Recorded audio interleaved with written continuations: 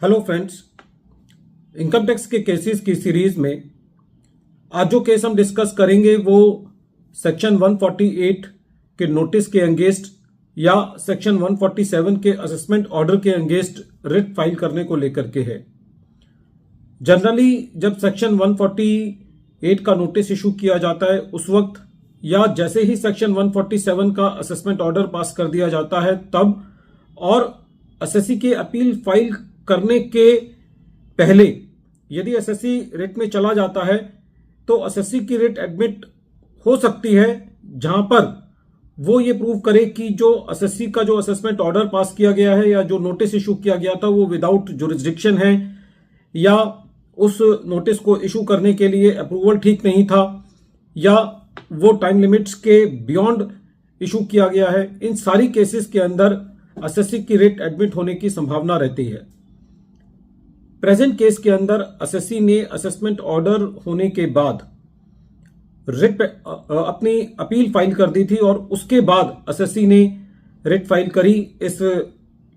अपनी इस मंशा को बताते हुए कि यदि एसएससी की रिट एडमिट कर ली जाएगी तो एसएससी अपनी अपील को विड्रॉ कर लेगा। जनरली ये देखने को मिलता है कि जहां पर एसएससी अपनी अपील फाइल कर देता है वहां पे कोर्ट्स जो हैं वो रिट पिटीशन एडमिट नहीं करती है कह के कि क्योंकि एसएससी ने एक अल्टरनेटिव रेमेडी को ऑप्ट कर लिया है तो वो मल्टीपल ऑप्शंस को नहीं ले सकता।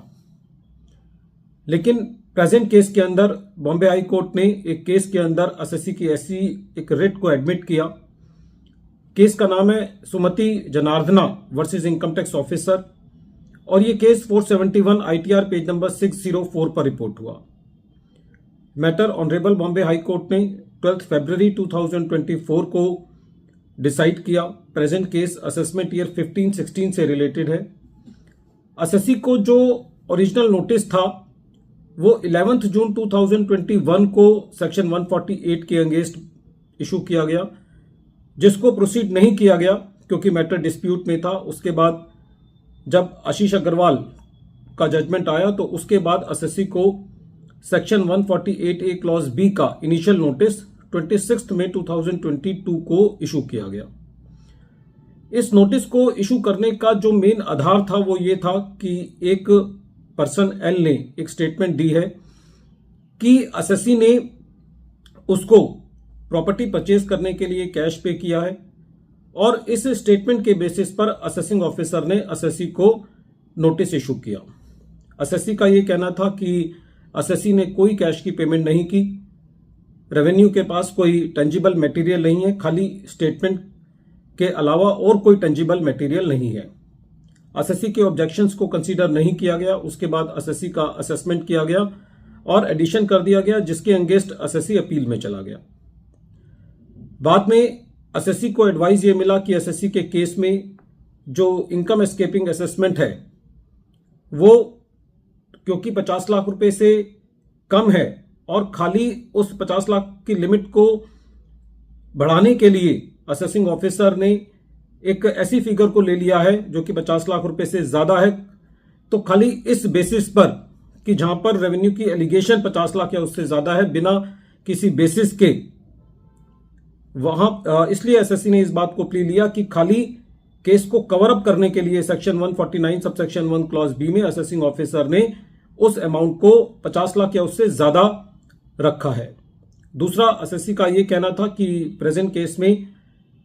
असेसमेंट ईयर 15-16 के का जो रेलिवेंट प्रीवियस ईयर है उसमें एसएससी ने खाली 10 लाख रुपए पे किए हैं और रेवेन्यू खाली एक स्टेटमेंट के बेसिस पर एसएससी का सेक्शन 148 का नोटिस इशू नहीं